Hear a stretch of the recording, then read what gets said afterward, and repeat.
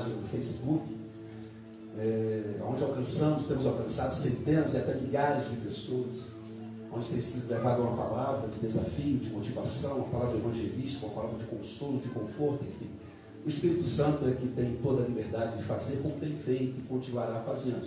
Então eu quero abençoar você que está em casa nesse momento. Receba a bênção do Senhor através da palavra que já será há pouco ministrada sobre a sua vida. Seja bem-vindo. Venha fazermos uma visita aqui no Pórtico de Búzios, nessa cidade maravilhosa. Venha aqui estar fazendo uma visita e nos conhecermos pessoalmente. Pai, em nome de Jesus, eu quero te agradecer e te louvar por tudo aquilo que o Senhor já nos proporcionou na noite desse dia. Quero te agradecer, ó Deus, pela presença do Senhor neste lugar, por todos os momentos já vivenciados. E agora, Senhor, nós recepcionaremos a tua palavra. Usa teu filho, dentro daquilo que o Senhor já projetou na sua mente e no seu coração, já o revelou, já deu a ele o conhecimento e a revelação. Edifica a nossa vida, abençoa a nossa vida, pelo poder e a unção que a tua palavra tem. Em nome de Jesus. Amém, queridos? Deus abençoe.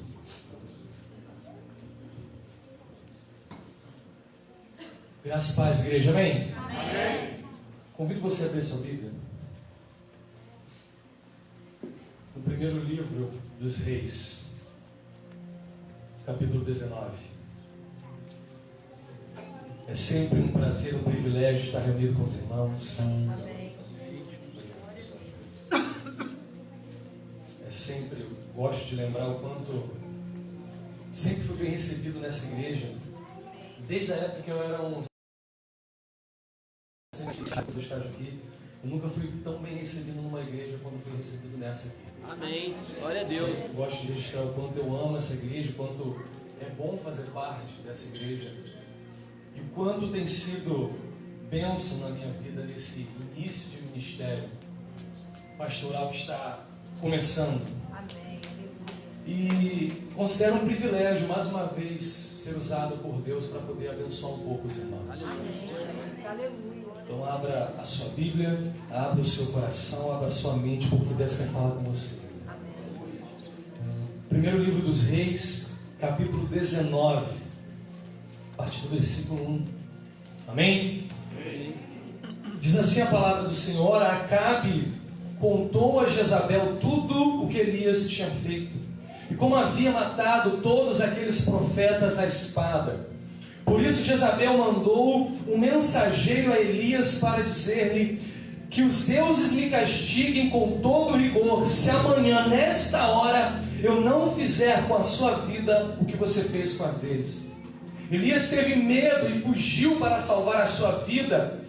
Em Berseba de Judá, ele deixou o seu servo e entrou no deserto. Caminhando um dia, chegou ao pé de Giesta, sentou-se debaixo dele e orou, pedindo a morte. Já tive bastante, Senhor, tira a minha vida, não sou melhor do que os meus antepassados. Depois se deitou debaixo da árvore e dormiu. De repente o anjo tocou nele e disse: levante-se e coma. Elias olhou ao redor e ali junto à sua cabeça havia um pão assado sobre as brasas quentes e um jarro de água. Ele comeu, bebeu, deitou-se de novo. O anjo do Senhor voltou, tocou nele e disse: levanta-te e coma, pois a sua viagem será muito longa. Então ele se levantou, comeu e bebeu. Fortalecido com aquela comida, viajou 40 dias e 40 noites até chegar a Horebe, o monte de Deus. Ali entrou numa caverna e passou a noite. E a palavra do Senhor veio a ele: o que você está fazendo aqui, Elias? Ele respondeu: tenho sido muito zeloso pelo Senhor, o Deus dos exércitos. Os israelitas rejeitaram a tua aliança, quebraram os teus altares e mataram os teus profetas à espada. Sou o único que sobrou e agora também estão procurando matar-me. O Senhor lhe disse: saia e fique no monte, na presença do Senhor, pois o Senhor vai passar. O Senhor vai passar, igreja. Aleluia. Então veio um vento fortíssimo que separou os montes, esmigalhou as rochas diante do Senhor, mas o Senhor não estava no vento. Depois do vento houve um terremoto, mas o Senhor não estava no terremoto. Depois do terremoto houve um fogo, mas o Senhor não estava nele também. E depois do fogo houve um murmúrio de uma brisa suave. Quando Elias ouviu, puxou a capa para cobrir o rosto, saiu e ficou à entrada da caverna. E uma voz lhe perguntou: o que você está fazendo aqui, Elias? E ele respondeu: tenho sido muito zeloso pelo Senhor, o Deus dos exércitos. Os israelitas rejeitaram a tua aliança, quebraram os seus altares, mataram os seus profetas à espada. Sou o único que sobrou e agora também estão procurando matar-me.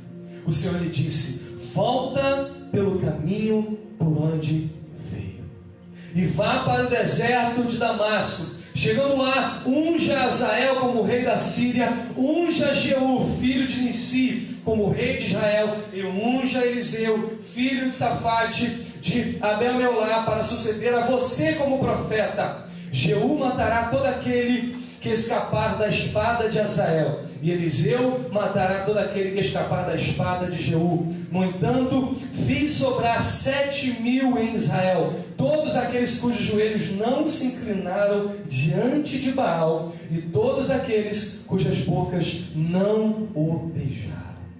Aqueles que fazem parte desse grupo que não dobraram seus joelhos a Baal, dê um glória a Deus bem forte nessa noite. Pode se assentar, querido.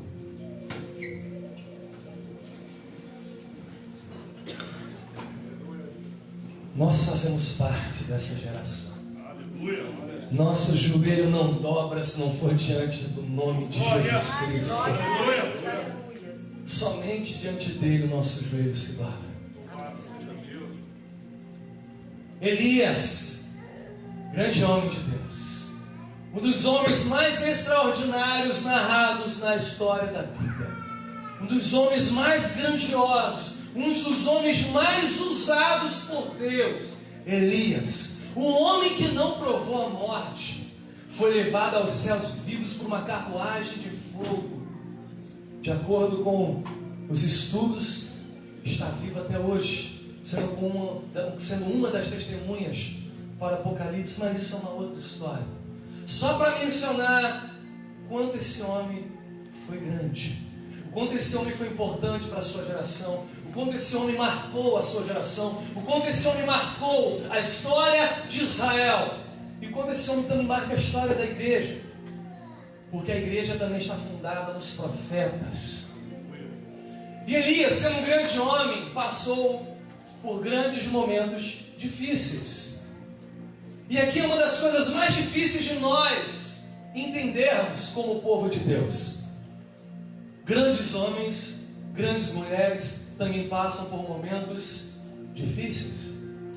Homens usados, mulheres usadas, homens que marcaram sua história e sua geração, mulheres que marcaram sua história e geração, também passam por dias difíceis e pensam em desistir. Elias tinha acabado de sair de uma grande vitória. Elias havia acabado de sair de um duelo, um embate contra todos os profetas de Baal. Elias desafiou o rei Acabe e todos os profetas de Baal, porque Acabe foi um dos piores reis que Israel já havia presenciado. Israel era dividido em reino do norte, reino do sul, e Acabe era um dos reis do reino do norte. De 22 mais ou menos reis do reino do norte que Israel teve, nenhum serviu ao Senhor, nenhum. E Acabe é considerado como um dos piores de todas as gerações. Acabe teve uma esposa muito famosa chamada Jezabel, famosa num ponto negativo, porque Jezabel não valia nada. Jezabel influenciava a cabeça de Acabe. Acabe era um rei fraco, influenciável, que se deixou levar pela influência da sua mulher, que era serva de Baal. E sob a influência de Jezabel, todo o reino de Israel passou a idolatrar Baal. Israel estava afundado em idolatria, havia abandonado a lei, abandonado os caminhos do Senhor, abandonado as ordenanças do Senhor e estava vivendo debaixo de um jugo de pecado terrível. E os profetas surgem nesse contexto. Os reis abandonam a Deus e levam o povo para o mau caminho. Deus levanta os profetas para anunciar o pecado do povo e tentar trazer o povo de volta. Porque não importa o quão longe o seu povo vá, Deus sempre tenta trazê-los de volta. E os profetas estão nesse contexto. Elias faz parte desse contexto. Elias é levantado para denunciar o pecado de Acabe e do povo de Israel. E ele denuncia mesmo. Denuncia todo o pecado. E não só denuncia, ele desafia os profetas de Baal. Ele vai até diante de Acabe. Quando ele se encontra com Acabe, Acabe pergunta: então é você o perturbador de Israel? Ele: eu perturbador de Israel? Não, o perturbador de Israel é você, que conduziu o povo ao pecado, que se deixa levar pela influência daquela sua mulher que é serva de Satanás. E ele desafia o rei, olha a audácia para falar diante do rei. Mas Acabe, ele era um rei, mas era um rei, desculpa a palavra, era um rei frouxo. Ele nem sequer retrucou o que Elias falou.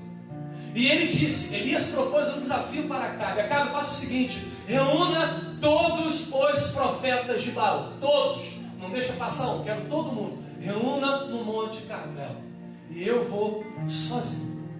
Porque na verdade a maioria dos profetas haviam sido assassinados por Jezabel. Jezabel havia mandado matar os profetas que eram fiéis a Deus. O restante que sobrou havia fugido, se escondido. Mas Elias estava lá, batendo de frente contra o sistema de pecado. Independente de quanto sujo esteja o sistema, sempre tem homens e mulheres corajosos para se levantar contra o pecado. Aleluia! Lutar pela pureza da igreja, lutar pela pureza do povo de Deus. Sempre existirão pessoas assim. Poucos, mas sempre existirão. E Acabe aceita o desafio. Pareceu boa essa palavra, Acabe, diz o texto. E Acabe reuniu todos os profetas de Baal, todo mundo, sem saber o que Elias faria. E Elias, quando chegou, propôs um desafio: olha, vamos fazer o seguinte, eu vou montar o meu altar aqui, eu vou reconstruir o altar de Deus que vocês quebraram, e vocês façam altares de vocês. Vocês vão ter a primazia, vocês vão começar, vocês vão iniciar o processo. Todos vocês, profetas de Baal, vocês vão clamar e clamar e clamar a Baal, para que Baal venha e consuma com fogo o sacrifício de vocês. Depois eu vou clamar ao Deus de Israel.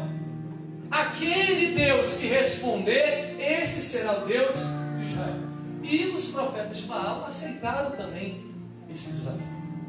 E diz o texto que os profetas de Baal clamaram, gritaram, espernearam, plantaram bananeira, correram, pularam, subiam no altar, pulavam do altar, se cortavam, derramavam seu próprio sangue no altar, como era de costume daquela religião pagã. E nada. E Elias, ousado, começa a zombar dos profetas de Baal. Eu acho que você deveria gritar um pouco mais alto, porque eu acho que Baal está dormindo. E nada de Baal responder. Passado o meio-dia, chegada a tarde, nada de Baal responder. Elias falou: agora é minha vez. Reconstruiu o altar de Deus, colocou o sacrifício, o holocausto. Mandou cavar ali uma cova, uma espécie de vala ao redor, e mandou jogar água. Jogue água para molhar tudo bem molhado. Jogaram água. Ele falou: joga água de novo. Jogaram água de novo. Joga água de novo. Jogaram água 3 vezes até preencher a água ao redor. Quando Elias começou a clamar, Elias não precisou repetir, Elias não precisou gritar. Elias só precisou invocar o nome santo do Senhor. Ele mandou fogo no altar, consumiu tudo que havia e não se percebeu uma gota de água. E o povo tremeu, o povo entrou em euforia, dizendo: só o Senhor é Deus. Aleluia. E Elias, presenciando essa grande vitória, eles derrotaram os profetas de Baal, eles foram mortos naquele dia. Todos, não ficou um profeta de Baal em pé. E Elias, dentro de si, acreditava ele acreditou que aquele seria o momento de reviravolta. Elias acreditou que naquele momento Israel seria transformada, tudo agora se tornaria maravilhoso, iam ser agora só flores. Ele achou que havia vencido. Ele tinha vencido uma batalha, ele ainda não tinha vencido a guerra. E uma coisa que nós precisamos tomar muito cuidado, meus irmãos, minhas irmãs, nessa noite, é que muitas vezes nós ganhamos uma batalha, achamos que vencemos a guerra, baixamos a guarda, o inimigo vem e nos dar uma rasteira. Baixamos a guarda, vencemos uma batalha, achamos que tínhamos vencido a guerra, aí paramos de orar, paramos de buscar, paramos de nos consagrar, paramos de caminhar com o Senhor, porque achamos que a guerra havia sido vencida e tínhamos conquistado apenas uma batalha. Elias, ele acreditou que estava acabado. Tanto é que quando Jezabel fica sabendo o que aconteceu, ela ameaça Elias e Elias se dá por vencido. Elias já havia investido toda a sua energia, toda a sua força, tudo que havia dentro de si. Elias investiu tudo nesses anos de profeta. Ele achou que aquele momento era o momento clímax, crucial, ali ia se resolver. O propósito para o qual Deus havia o chamado havia se cumprir ali. Israel seria transformado. Acabe tinha visto tudo e Acabe ficou tremendo. Para ele, Acabe agora ia mudar tudo. Acabe ia ser convencido de que Israel estava em pecado e ia ser transformado. Mas não, Acabe mais uma vez dá ouvido à sua esposa. Mais uma vez. Não que dar ouvido à esposa seja algo ruim. O problema é que a sua esposa não era uma serva de Deus. A sua esposa era serva de Baal. E os conselhos que viriam dela não viriam de Deus, viriam de Baal. E ele aceita seguir os conselhos de Baal. Ele fica do lado de Jezabel. Ele não se convenceu por aquilo que aconteceu, pelos sinais que foram feitos através de Elias. E Jezabel decreta a morte de Elias. Os deuses me castiguem se amanhã, nesse mesmo horário, eu não fizer com você o que você fez com os meus profetas. O que o grande Elias fez? O que o grande profeta fez? O que o homem usado para fazer os milagres extraordinários fez? Ele desistiu. Sim, ele desistiu. Ele fugiu, e não só fugiu, ele pediu a morte, ele entrou em depressão. Todos nós, independente do cargo que temos, se somos membros, ministros, pastores, bispos, todos nós somos seres humanos e estamos sujeitos a essas limitações de passarmos por um momento de desgaste. O pastor Lucifer tem quantos anos de ministério, pastor? 29. Eu fico imaginando quantas vezes o pastor Lucifer já deve ter se sentido exausto. Deus precisou chegar e renovar as energias, porque cuidar de gente cansa. Cuidar de gente cansa. Uma vida dedicada a cuidar do povo de Deus. Tem momento que cansa, dá vontade de largar tudo. Não precisa ser pastor para passar por isso. Só precisa decidir ter uma vida com Deus e nós sentiremos essas tentações de desistir, de largar tudo, de ir para um caminho contrário. E Elias faz exatamente isso. Elias arruma as suas malas e foge, ele corre. Jezabel fala algo e ele corre na direção oposta. Diz o texto que primeiro ele correu o caminho de um dia. E para aquela época, aquele contexto, andar a caminho de um dia significava mais ou menos 29 quilômetros. Ele fugiu, foi para o deserto e lá chorou, clamou e entregou a si mesmo. Disse: Senhor, eu desisto. Eu achei que era agora, eu achei que eu ia vencer, que ia mudar, mas não foi. E eu não tenho mais forças para continuar, eu não tenho mais forças para prosseguir. Eu não sou melhor que os meus antepassados. Senhor, me leve agora, porque eu já dei tudo o que eu tinha para dar. Olha a conclusão a que Elias chegou. Senhor, eu já dei, eu já fiz tudo o que eu podia fazer. Deixa eu te dizer uma coisa nessa noite, meus queridos. Só quem sabe quando nós chegamos ao nosso limite, ao nosso Quando nós achamos que já havíamos dado tudo, Ele nos renova e nos mostra que nós podemos ser muito mais além, que nós podemos fazer muito mais, que nós podemos ser muito mais usados, que ainda existem coisas maiores do que já Às vezes achamos que já fomos usados para fazer muita coisa. Não, tudo que eu fiz já foi grandioso. E Elias já tinha feito coisas grandiosas. Talvez para Elias já tinha sido tudo. Não, acabou, não tem mais nada para contribuir aqui, eu já fiz tudo que tinha para fazer. E Deus tenta mostrar para Elias que não, Elias, tudo que eu usei você para fazer até hoje não se compara que eu ainda vou usar você. Talvez você esteja achando que já contribuiu. Estou velho demais, estou velha demais, já passei da idade, não tem mais forças, não tem mais com o que contribuir. Você só está no começo. Deus só começou a te usar. Ele vai te usar muito mais. Ele vai te levar muito mais longe do que você foi. Glória a Deus. Muito, muito mais longe. Amém. Elias não percebeu, não tinha percebido isso ainda, mas ele ia perceber. Mas ele foge,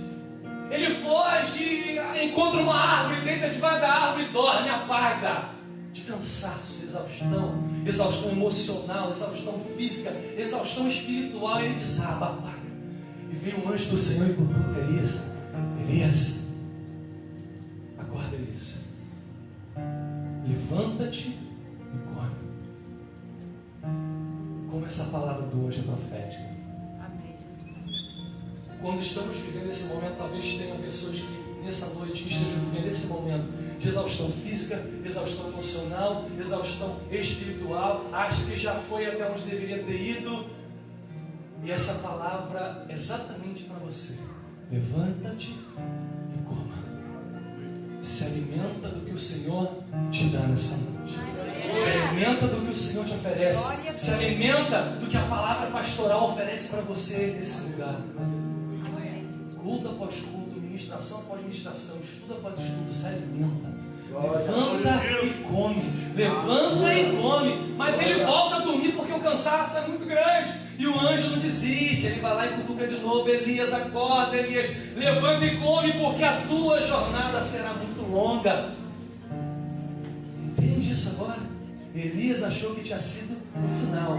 Mas o anjo do Senhor diz: a tua jornada ainda é muito longa. Os caminhos que o Senhor te conduzirá ainda são muito longos. Ele ainda vai te levar muito longe. Ainda vai te usar para fazer muita coisa que você não achava ser capaz de fazer. Ele ainda vai te usar para fazer. E Elias levanta, come, e diz o texto que com a energia daquela comida, olha o texto, com a energia daquela comida, ele usa o que? Para continuar fugindo. Ele se alimenta do que Deus dá. A energia que Deus deu para ele usou para continuar fugindo. Irmãos, a gente não presta. A gente não vale nada. Deus abençoa, nos alimenta, a gente continua fugindo. E agora ele fugiu para mais longe. Olha como é que Elias estava na fossa, no fundo do poço existencial. No começo ele havia fugido a distância de um dia. Agora diz o texto que ele fugiu 40 dias. 40 dias correndo. Essa comida estava boa, meu irmão. 40 dias fugindo com a energia daquela comida. Ele vai se esconder agora numa caverna. Debaixo da árvore Deus me encontrou. Agora eu vou para dentro de uma caverna no meio da montanha, em cima da montanha. E para mim uma das falas de Deus mais extraordinárias que eu encontro na Bíblia. Elias fugiu para o deserto, se escondeu debaixo da árvore, depois fugiu para o monte e se escondeu dentro da caverna. E lá dentro da caverna a fala de Deus é a seguinte: Elias, o que você está fazendo aqui? Olha a palavra que Deus usou. Ele não falou: Elias, o que você está fazendo aí? Ou seja, eu estou aqui e você está aí. Não. Elias, o que você está fazendo aqui? Porque eu estou aqui com você. Estou aqui com você. Elias, você fugiu para longe. Você achou que 40 dias fugindo de mim era o suficiente. Mas Elias, não tem distância que separe o meu amor por você. Glória! Aleluia! Aleluia! Glória a Deus! Não tem distância. Um dia para o deserto, 40 dias para a caverna, e Deus está ali. Elias, o que você está fazendo aqui? Eu estou aqui contigo, Elias. Você acha que você vai fugir de mim assim? Você acha que eu vou deixar você escapar de mim assim, Elias? Você é precioso demais para mim. Você é um Elias do Senhor. Glória! Não importa o quão longe você tenha ido, Não importa o quão distante você tenha ido, não importa o quanto você tenha se afastado, o Senhor ainda diz para você: filho, o que está fazendo aqui? Não é aqui que você deveria estar. Volta, filho. Volta, filho. E esse estado de Elias, esse estar aqui de Elias, não é só um aqui geográfico, é um aqui existencial, é um aqui espiritual. Quando Deus fala para Elias: o que você está fazendo aqui? Deus também está falando: o que você está fazendo aqui, não só na caverna, mas o que você está fazendo aqui, nesse estado medíocre de vida que eu não te chamei para viver? O que você está fazendo aqui, nesse nível raso de intimidade comigo que eu não te chamei para estar? O que você está fazendo aqui, nessa caminhada cristã medíocre, de culto em culto, mas que não muda de vida, coisa que eu não te chamei para viver? Amém. Porque, irmãos, entenda uma coisa: para ir para longe de Deus, não precisa ir para longe da igreja. É verdade. Nós podemos frequentar todos os cultos, participar de toda a cartilha religiosa, tudo que tem para fazer, evento após evento, e mesmo assim estamos longe de ser as pessoas que deveríamos ser. E mesmo assim estar longe de fazer o que Deus nos chamou para fazer. Quantos estão na igreja, mas não estão fazendo o que Deus as chamou para fazer? Quantos estão na igreja, mas ainda não se tornaram quem Deus te chamou para ser? Aí Deus fala: o que você está fazendo aqui? Meu filho, você já era para estar lá em cima. Você já era para estar com asas abertas, voando como uma águia, mas você está aqui rastejando ainda. Por quê? Por quê?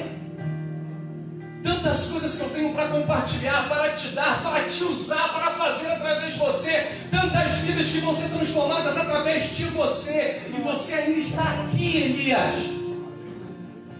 Pelo tempo que você é profeta, pelo tempo que você é crente, ainda está aqui. Já era para estar voando como uma águia. É verdade. Desse jeito. Todos nós passamos por esse tempo de Elias. Verdade. Todos nós. Talvez você não esteja vivendo o Elias agora, talvez você já tenha vivido, talvez você vai viver daqui a pouco. Mas nós vivemos. Para concluir, irmãos, Deus, Ele faz uma brincadeira com eles. Deus é brincalhão. Deus tem bom humor. Ele fala o seguinte para Elias: Elias, vai para fora da caverna um pouquinho, que eu quero fazer uma coisa. Elias vai. E diz o texto que passou um vento tão forte que saiu rachando as montanhas. Mas Elias percebeu que Deus não estava naquele vento. E veio um fogo que passou sobre tudo, aquele fogo extraordinário, causou aquela luz. E Elias percebeu que Deus também não estava naquele fogo. E veio um terremoto, chacoalhou as montanhas. Deus também não estava naquele terremoto. Mas aí chega uma brisa suave, um sopro de refrigério na alma, um sopro bem onde Elias precisava, uma brisa suave e a voz de Deus. E quando Elias percebeu a voz de Deus, e isso faz toda a diferença em nossas vidas. Não importa o quão longe tenhamos ido, não importa em qual caverna nós estejamos, o que Deus precisa saber de você é se você ainda consegue reconhecer a voz dele quando Ele chama. Passou coisas extraordinárias, grandiosas, coisas hollywoodianas, mas Deus não estava lá, porque Deus não precisa de alvoroço, de estardalhaço. Deus estava na brisa suave. Porque para perceber a brisa suave, tem que ter tato, tem que ter discernimento, tem que ter sensibilidade para as coisas espirituais. E Elias ainda tinha. E quando Elias passa o fogo, passa o vento, passa o terremoto, mas vem a brisa suave, Elias, é o meu pai, é o meu Deus. Elias cobre o rosto com a capa de respeito e temor a Deus, porque ele não quer ver o Senhor, a glória do Senhor. ele sai totalmente da caverna. E Deus fala de novo: Elias, o que você está fazendo aqui? E ele vem com a mesma desculpa: não, porque eu sou zeloso do Senhor, que não sei o que, não sei o que lá. As desculpas que a gente arruma para Deus, né, quando Deus puxa a nossa orelha. Os profetas de Baal mataram os profetas do Senhor, estão tentando me matar, que não sei o que. Nós sempre temos desculpas para a nossa fuga do Senhor. Sempre. E nós somos muito criativos em criar nossas desculpas. Ah, não, é porque fulano fez isso comigo. Ah, não, é porque fulano me traiu. Ah, não, é porque me trataram mal. Ah, não, é porque falaram mal da minha roupa que eu fui pro domingo do culto. E nós arrumamos nossas desculpas. Pisaram no meu pé, pastor. Nós arrumamos desculpas. Sempre arrumamos desculpas. Aí Deus fala o seguinte para Elias: Elias, volta pelo caminho de onde você... Mas não tem outra resposta. Quer continuar andando comigo, Elias? Eu estou aqui com você, mas daqui adiante não. Quer continuar comigo, Elias? Faz o caminho de volta. Volta pelo caminho de onde você veio, porque aqui onde você está eu não te mandei estar. Eu estou contigo, Elias. Mas você tem que voltar. Tem que fazer o caminho de volta. E no caso de Elias, era tão profético que não era só geográfico.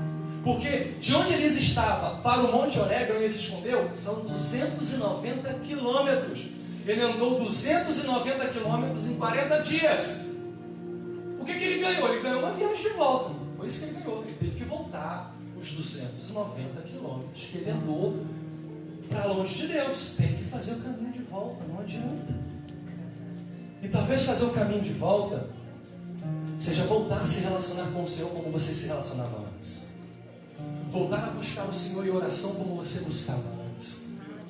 Voltar a servir ao Senhor como você servia antes. Voltar a fazer o bem ao próximo como você fazia antes. Porque não tem como servir a Deus se não servir ao próximo. Jesus escolheu ser servido no próximo. E ele falou: toda vez que vocês derem água de comer, forem visitar, derem roupa, qualquer um desses aqui, vocês estão fazendo a mim. Voltar a servir ao próximo, voltar a servir a igreja, voltar a fazer parte do corpo, voltar a usar o dom que Deus te deu e você não usa mais, voltar para o ministério que você abandonou, que Deus te deu, você já foi frutífero, mas não é mais.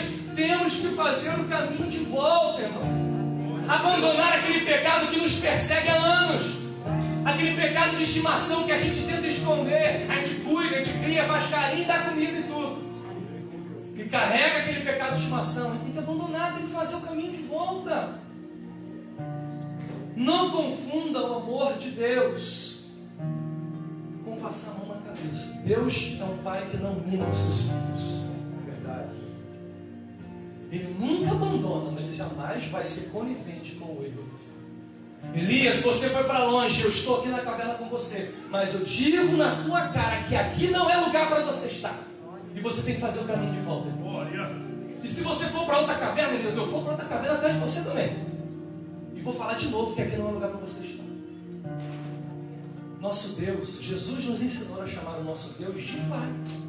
E o Pai fez isso. Deu a hora que o Pai deu para o filho chegar. O filho não chegou, o Pai vai atrás e puxa pelas orelhas. Pai é assim, mãe é assim. Os pais são assim. E eu encerro dizendo o seguinte: quando Elias fez o caminho de volta, ele não fez o caminho de volta simplesmente por fazer. Deus deu uma missão. Deus falou para ele: olha, você vai voltar pelo caminho de onde você veio. Mas pelo caminho de onde você veio, você vai ungir o rei da Síria, vai ungir o novo rei de Israel e vai ungir outro profeta para ficar no teu lugar. Porque como você já está cansado, já está chegando no final do seu ministério, você tem que deixar, Elias, um legado discipulado. Oh, glória. Você tem que deixar a sua experiência para uma próxima geração. Aquilo que você aprendeu comigo, Elias, não pode morrer em você. Tem que ser passado. Glória a Deus. Aleluia. Quando você sair da caverna que você está, saia com a missão de compartilhar o que Deus fez na sua vida. Fica de pé, igreja. Glória a Deus.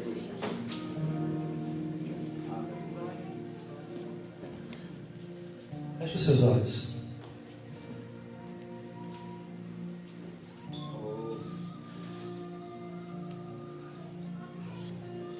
Eu já fui Elias durante muito tempo. Eu fugi do meu ministério durante muito tempo.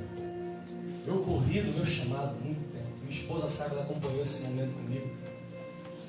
Eu fugi. Eu tive uma decepção tão grande com a liderança religiosa do passado. Eu fui ferido de uma forma tão grotesca, tão desumana, que eu desisti. Eu falei para Deus, eu não quero mais. Isso antes ainda de entrar no seminário. Eu tentei fugir, mas não adianta. Toda caverna que eu ia, Deus mandava um profeta para me puxar pelo orelha. Glória a Deus. De volta. Aleluia. Amém. Eu já fui Elias, eu já desisti. Eu já cheguei a falar para Deus que eu nunca seria um pastor. Eu falei isso para Deus uma vez. Que isso não era algum erro, algum engano. E mesmo depois que eu voltei, entrei no seminário, comecei a estudar, eu já tive vontade de desistir várias outras vezes. Mas toda caverna que eu entro, Deus está lá. Amém. Aleluia. Amém. Toda caverna que eu entro, Glória a Deus. Deus está lá, Gélias, o que você está fazendo aqui? Vergonha essa cara. Volta. Não foi para isso que eu te chamei. Amém. Glória a Deus. Feche os seus olhos, coloca a mão no seu coração. Eu não conheço a sua vida, meu irmão, minha irmã. Mas o Deus que Jesus nos ensinou a chamar de Pai, Ele conhece. Talvez você esteja vivendo a caverna hoje. Ou talvez você esteja sentindo que você está prestes a esgotar as suas forças. Está quase. Está quase. Ainda não chutou o balde, mas o balde já está ali, escrito uma faixa nele, chute-me. E você está quase desistindo. Ou desistiu, ou não tem mais forças, ou foi ferido, foi ferida. Está desestimulado, está desanimado com a caminhada. Tenha a coragem que Elias teve. Elias teve a coragem de dizer ao Senhor: Senhor, eu desisti, eu estou cansado, eu estou fraco. Infelizmente, muitas igrejas criaram um tipo de clima, irmãos, onde não pode mais levantar a mão e dizer: está doendo, eu preciso de ajuda, porque as pessoas apontam o dedo e discriminam, ridicularizam, como se a igreja fosse um lugar de pessoas perfeitas, e não é. Igreja é um lugar feito por pecadores, nós somos pecadores, e estamos num processo de novo nascimento, de regeneração. A cada dia matamos o velho homem, a velha mulher. Nós precisamos resgatar o princípio da igreja ser um lugar para as pessoas serem transformadas, e de todos terem a liberdade de dizer: eu estou doente, eu estou enfermo, está doendo, eu não consigo mais, eu estou fraco, eu não tenho mais forças, eu preciso que alguém me pegue pelas mãos, me socorra. Glória a Deus. Aleluia. Eu quero te fazer um convite. Se você está nesse momento de caverna, ou se você está sentindo que as suas forças estão acabando, eu quero convidar você a vir aqui à frente. Eu quero orar.